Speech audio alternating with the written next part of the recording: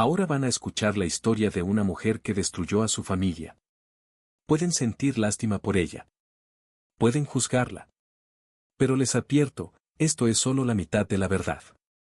La segunda parte de esta historia es la respuesta de su hijo. Y esa respuesta hará que se cuestionen todo lo que acaban de oír.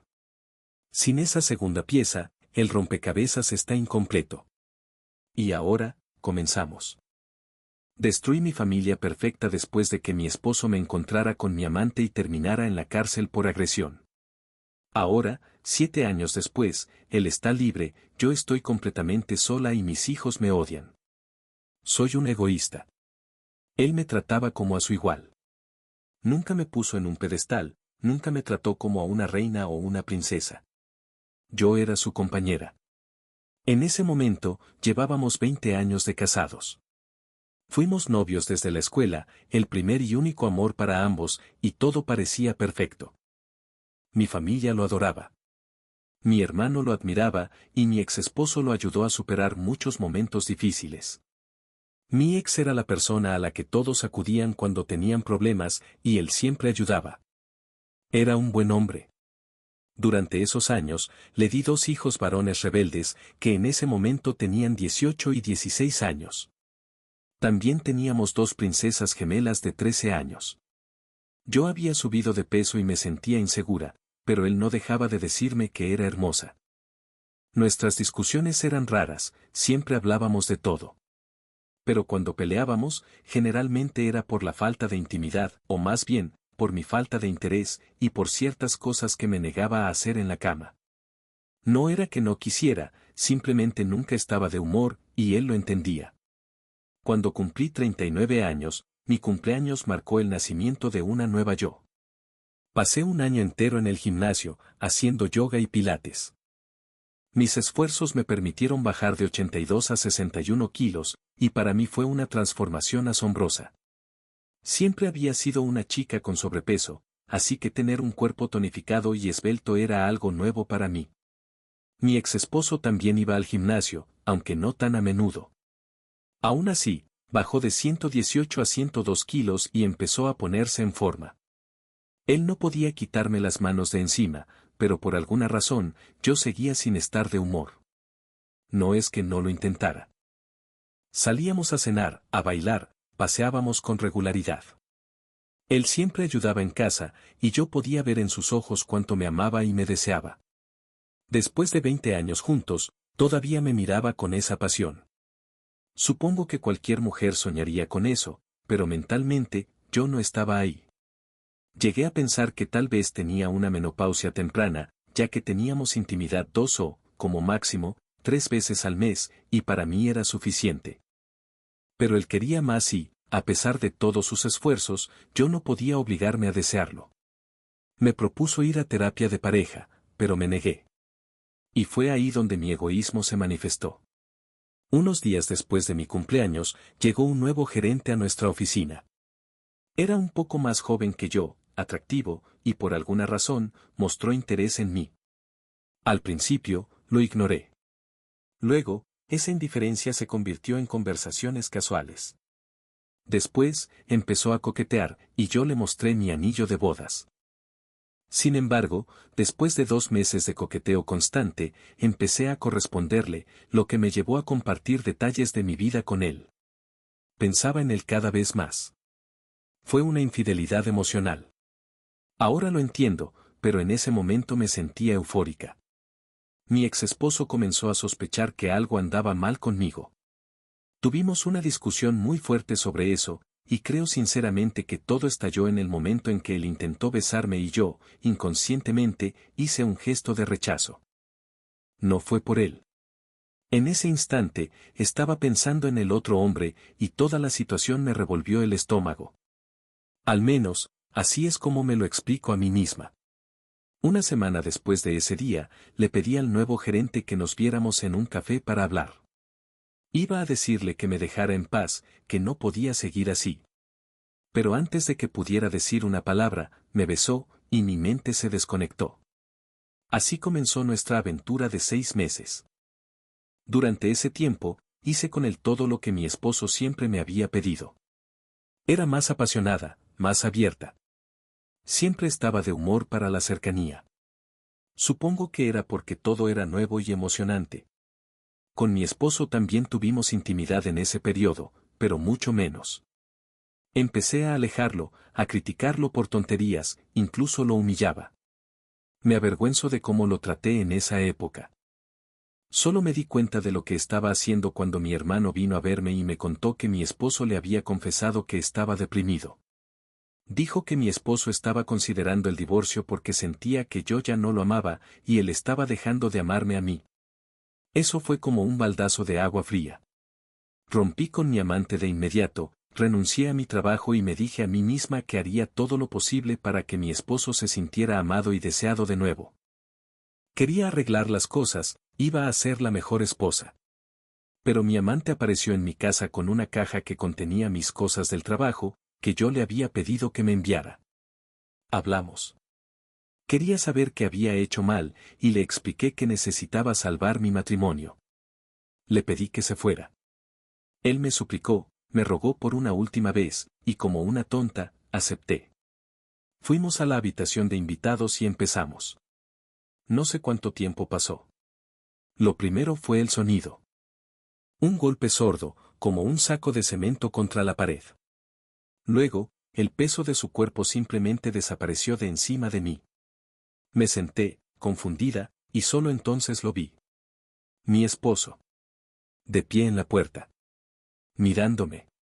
Intenté decirle algo, pero sus ojos estaban inyectados en sangre. Las lágrimas corrían por sus mejillas, sus labios temblaban. Pude ver cuánto estaba sufriendo y sentí un asco profundo por mí misma. Vi cómo mi amante intentaba levantarse para irse. Mi esposo lo miró. Y mi amante le dijo que no complicara las cosas, que simplemente se calmara. En ese momento, mi esposo se abalanzó sobre él. Yo gritaba, lloraba, le suplicaba a mi esposo que se detuviera. En mi desesperación, salté sobre su espalda. Como resultado, me arrojó con fuerza al suelo. Todo se volvió borroso, los sonidos se apagaron, pero cuando recuperé la compostura, mi esposo estaba sentado junto al cuerpo inmóvil de mi amante, sosteniendo el teléfono. Todo lo que pude hacer fue mirar el rostro hinchado de mi amante y la sangre en el suelo a su lado. Se escuchó un fuerte golpe en la puerta.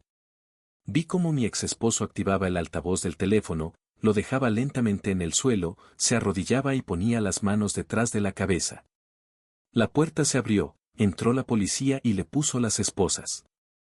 Minutos después, llegaron los paramédicos.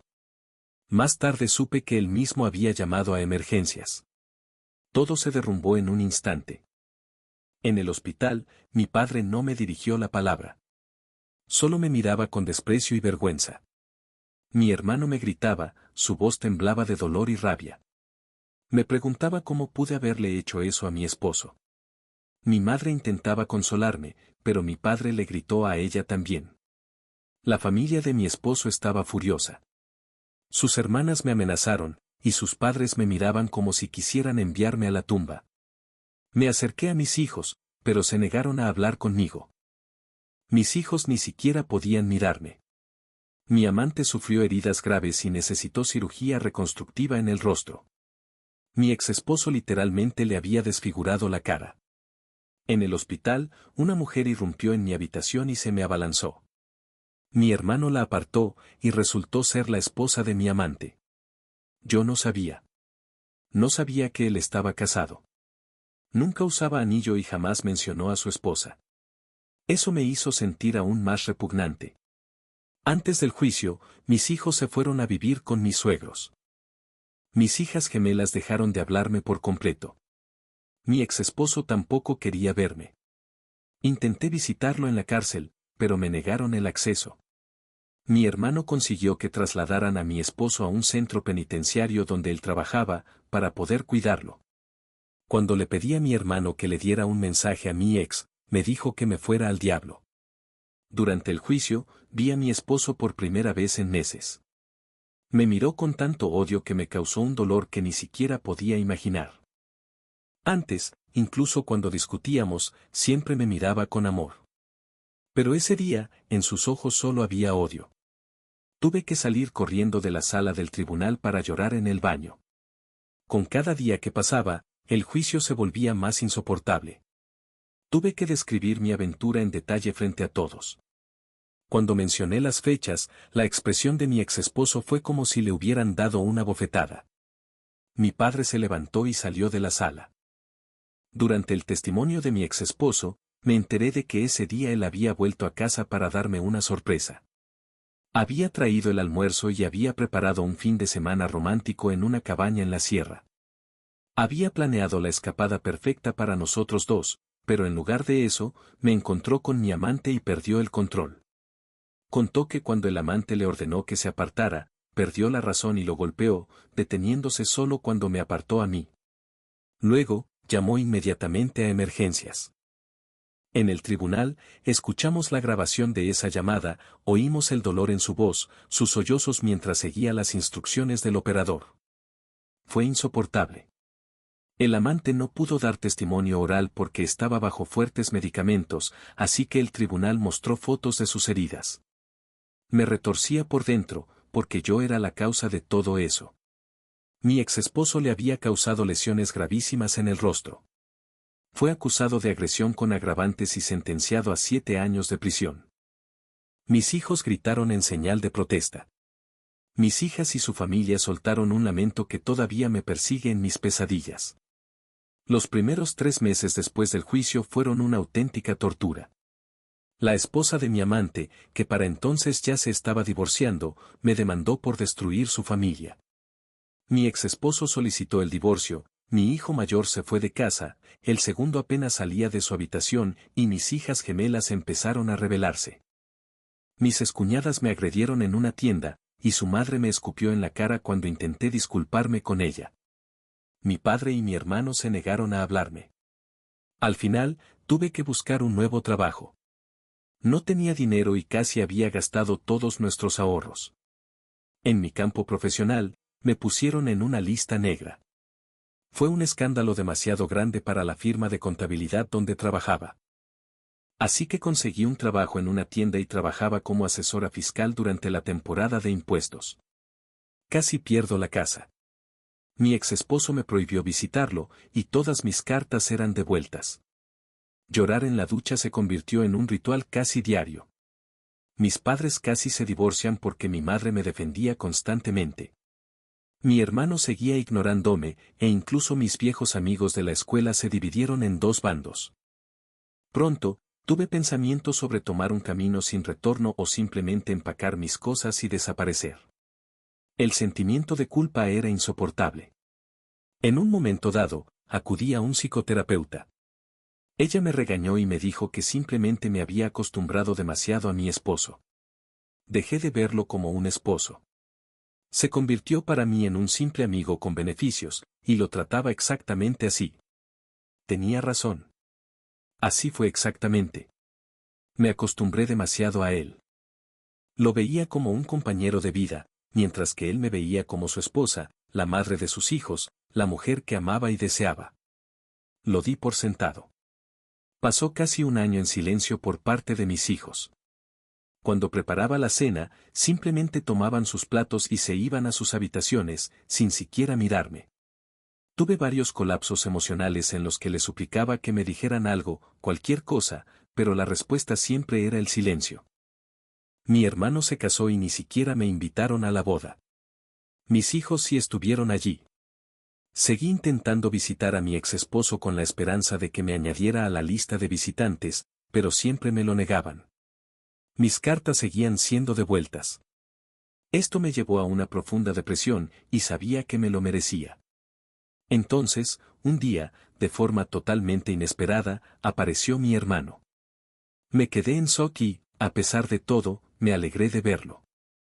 Era la primera vez desde el juicio que venía a verme, pero solo vino para regañarme. Dijo que mi exesposo había sido hospitalizado después de ser apuñalado. Un recluso lo había acosado en su celda, y como resultado, mi ex recibió una puñalada en el abdomen, mientras que el atacante sufrió una lesión grave en la columna. Mi hermano me gritó, «Es tu culpa», y luego se fue a su coche. Lloré durante días después de eso, porque tenía razón. Realmente era mi culpa. Intenté visitar a mi ex en el hospital, pero de nuevo me negaron el acceso. Durante los siguientes 4 años, seguí escribiendo cartas, intentando hablar con él, pero todas las cartas eran devueltas. Afortunadamente, nuestros hijos visitaban a su padre con frecuencia. Así supe que mi hermano había conseguido que lo trasladaran a un bloque de mayor seguridad después de ese ataque. Con el tiempo, mi hijo mayor fue a la misma universidad que su padre e incluso eligió la misma carrera. Solo mantenía contacto con su hermano y sus hermanas, pero no hablaba conmigo. Nunca volvió a casa para las fiestas, solo visitaba a sus abuelos. Mi segundo hijo siguió el mismo camino, misma universidad, misma carrera, y tampoco quería hablar conmigo. Mis hijas gemelas eran muy crueles conmigo, pero visitaban a su padre cada semana, y eso mejoraba notablemente su estado de ánimo. Cuando empezaron a rebelarse, su tío las puso rápidamente en su sitio. Mi hermano y yo seguíamos casi sin hablarnos. Cuando nació su primer hijo, intenté visitar a su esposa, pero me pidieron que me fuera. Mi madre me mantenía al tanto de lo que pasaba en sus vidas, pero mi padre seguía ignorándome. Y entonces, a principios de mayo de este año, mis hijos de repente empezaron a estar más felices. Mis hijos volvieron a casa. No sabía por qué y, sinceramente, no me importaba. Estaban en casa. Durante 4 meses, mis hijos estuvieron cerca, y yo hice todo lo posible para demostrarles cuánto lo sentía, pero en su mayoría me ignoraban. Sin embargo, empezaron a hablarme, y eso me hacía feliz. Podía conversar con ellos, saber qué pasaba en sus vidas. Mi hijo mayor salía con una chica desde hacía más de 1 año, y el segundo estaba en el equipo de atletismo de la universidad. Incluso mis hijas empezaron a hablarme de nuevo. Verlos sonreír, sentados juntos en la cena, me hacía odiarme aún más por lo que les había hecho. Los extrañaba tanto. A finales de agosto, me preparaba para el primer día del último año escolar de mis gemelas, que coincidía con su 18º cumpleaños. Les contaba con entusiasmo sobre la fiesta que planeaba organizar. Sin dudarlo, mis hijas me preguntaron si podíamos mover la celebración a otro día. Eso me desconcertó, ya que sentía que nuestra relación había empezado a mejorar.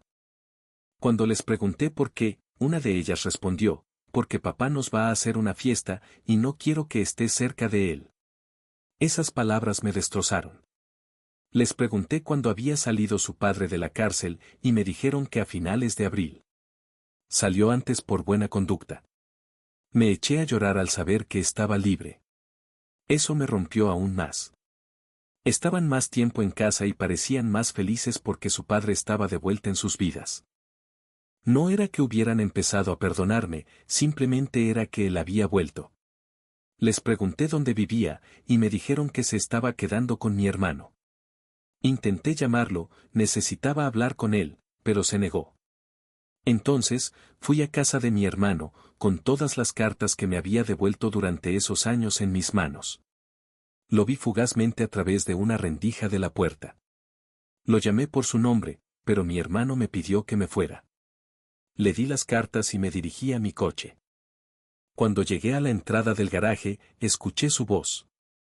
Me di la vuelta y vi a mi exesposo caminando hacia mí. Rompí a llorar de inmediato y corrí a abrazarlo, pero él me tendió las cartas. «Olvidaste esto», dijo fríamente, y yo lloré mientras lo veía alejarse. Le supliqué, le pedí que hablara conmigo, pero simplemente regresó a la casa. Mis hijos estaban en la puerta, mirándome, sin una pizca de amor en sus ojos. En ese momento, entendí que solo me toleraban, pero todavía quiero arreglarlo. Quiero decirles lo egoísta que fui, y quiero decirle a él cuánto lo extrañé y cuánto lamento haber destruido lo que teníamos. Intenté seguir adelante con mi vida. Por mi madre, me enteré de que la exesposa de mi amante comenzó a visitar a mi exesposo hace 2 años y sigue haciéndolo regularmente. Sinceramente, no me importa. Solo quiero que de alguna manera pueda perdonarme. Quiero que hable conmigo, quiero que esté cerca, quiero que vuelva a mirarme con esa mirada de antes, quiero que mis hijos estén con nosotros, simplemente quiero recuperar a mi familia. Pero sé que no me lo merezco. Incluso si por algún milagro volviéramos a ser una familia, nada volvería a ser como antes. Fui un egoísta, y daría cualquier cosa por retroceder en el tiempo. Y ahora, como prometí, pasamos a la respuesta del hijo de la autora. Esta es una respuesta a la publicación de mi madre: mi egoísmo destruyó a mi familia. Escribo desde una cuenta anónima porque no quiero que nadie de mi entorno sepa que soy yo.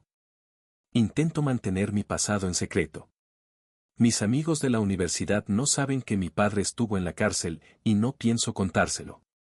Cuando caminaba por el campus y escuché a gente hablar de esto, compartirlo, despertó en mí muchas emociones con las que he luchado por lidiar durante mucho tiempo.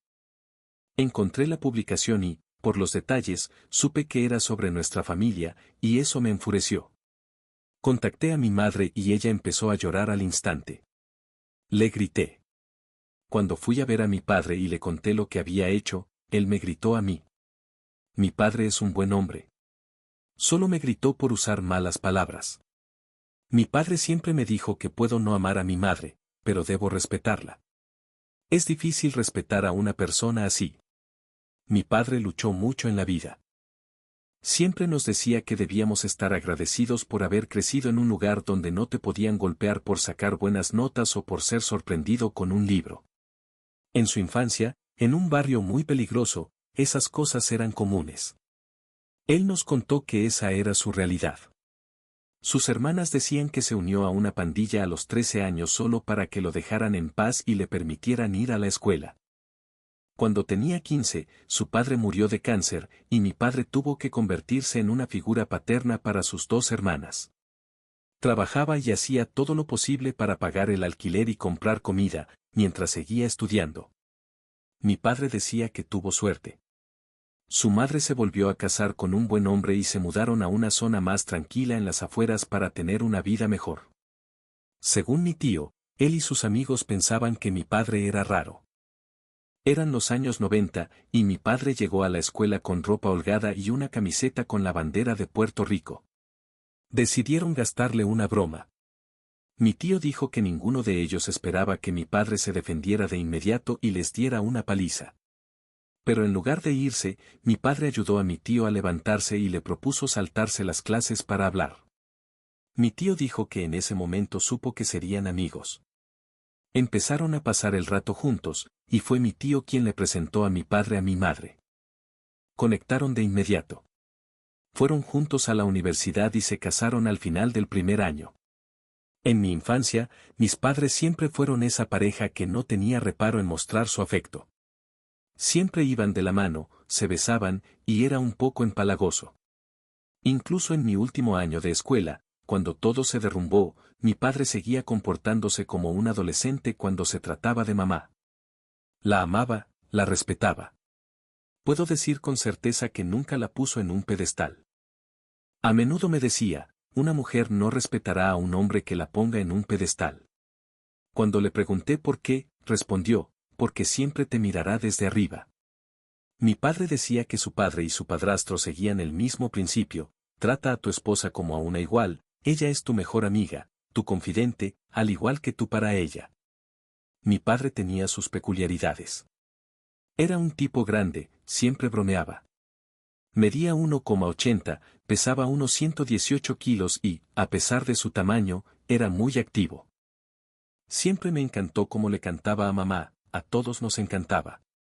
Le dedicaba serenatas, le compraba flores y le escribía tarjetas que decían porque hoy es jueves y pensé en ti. A veces le escribía cartas de amor y siempre la defendía si alguien era grosero con ella o le faltaba el respeto. Siempre le decía lo hermosa que era. Mi padre les mostró a mis hermanas cómo debía ser un hombre en sus vidas.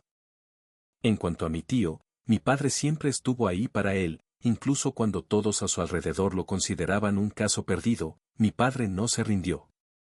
Mi padre me mostró cómo debe ser un hombre, un amigo y un esposo. Antes de la infidelidad, mi madre siempre amó a mi padre. Él siempre la apoyó, la inspiró, fue todo su equipo de animadores cuando ella lo pasaba mal. Y ella fue el mismo apoyo para él. Para todos nosotros, su matrimonio era la unión perfecta que soñábamos crear en nuestras propias vidas. Y luego, mamá lo destruyó todo. Recuerdo esos meses en los que le hablaba a mi padre como si él fuera inferior. Él se defendía, pero se contenía. A pesar de que mi padre se graduó de la universidad y construyó una exitosa carrera como asesor financiero, podía pasar de ser un hombre tranquilo a un luchador callejero en cuestión de segundos.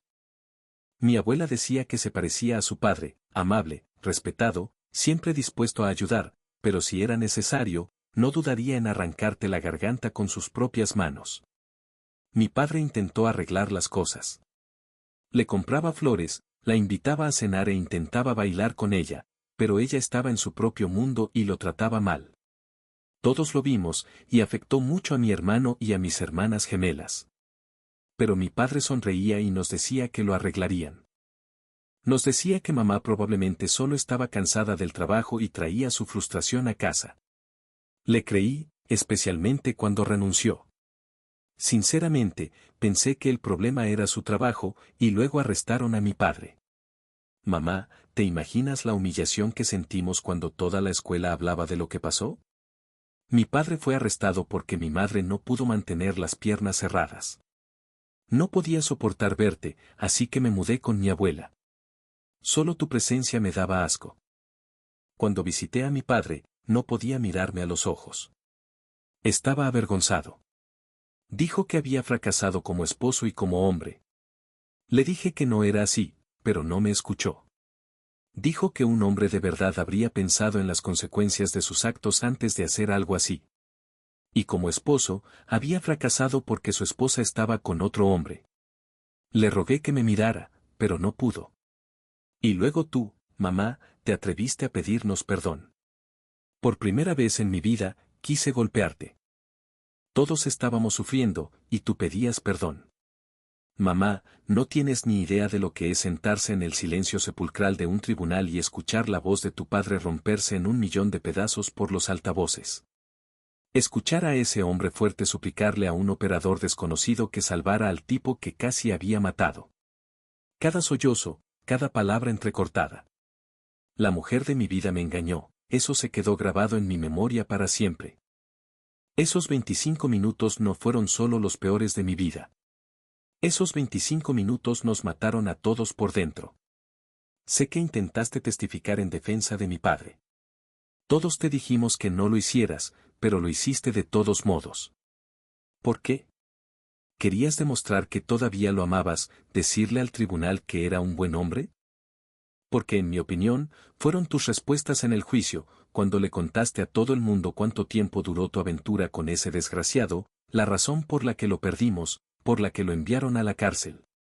Estoy seguro de que si hubiéramos tenido un abogado de verdad, y no uno de oficio, mi padre no habría terminado tras las rejas.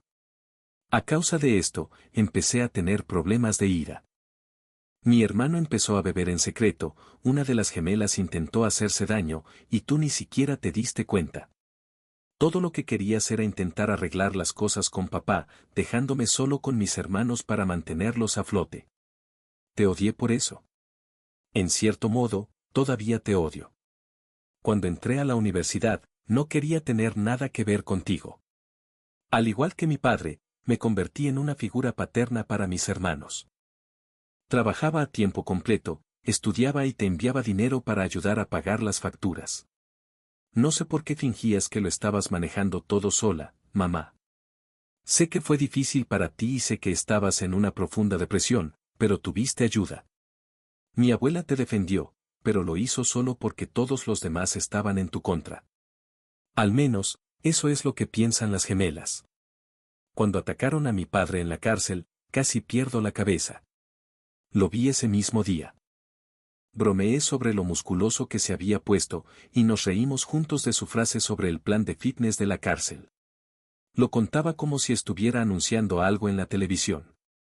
Estaba a medio camino de regreso a la universidad cuando recibí esa llamada.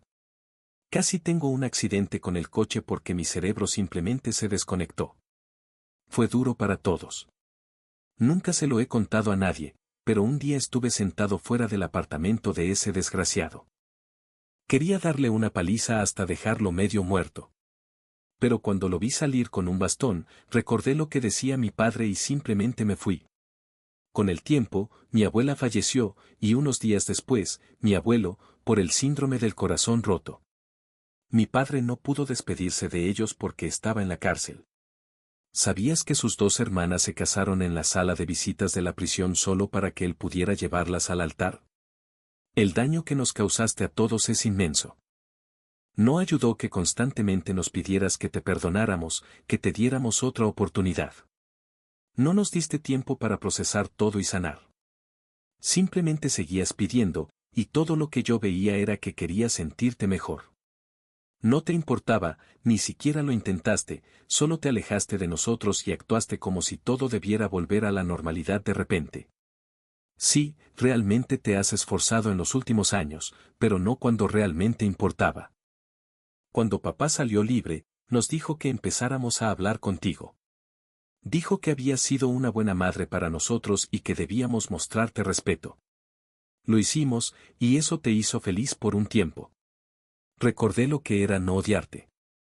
A mi padre le costó encontrar trabajo, pero uno de sus antiguos clientes lo contrató. No esperaba que las gemelas te contaran sobre su liberación. Mi padre no quería que supieras que había salido. Cuando apareciste, realmente le afectó. Después de hablar contigo, vomitó. Dijo que solo verte le provocaba náuseas. En cuanto a tu mención en la publicación sobre la exesposa de ese hombre, ella ha estado visitando a mi padre regularmente durante más de 3 años. Han pasado tiempo juntos desde que él salió. Así que, por favor, deja de construir castillos en el aire y de soñar con que algún día volverán a estar juntos. Si quieres hablar de esto, llámame. Si quieres arreglar las cosas con tus hijos, llámame. Lo que hiciste la semana pasada, publicar en Internet el peor momento de nuestras vidas, es puro egoísmo, tal como dice el título de tu publicación. Le conté a mi padre sobre esto y no le importa. Dijo, ella es solo la madre de mis hijos y nada más. Esta historia nos deja con un dilema moral muy complejo. Por un lado, una madre que cometió un error devastador pero que parece arrepentida y busca desesperadamente el perdón. Por otro, un padre y unos hijos cuyas vidas fueron destrozadas y cuyas cicatrices son demasiado profundas para sanar. La pregunta es para ti, ¿merece una persona el perdón después de una traición de esta magnitud?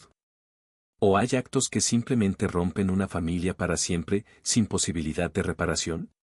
Déjanos tu opinión en los comentarios.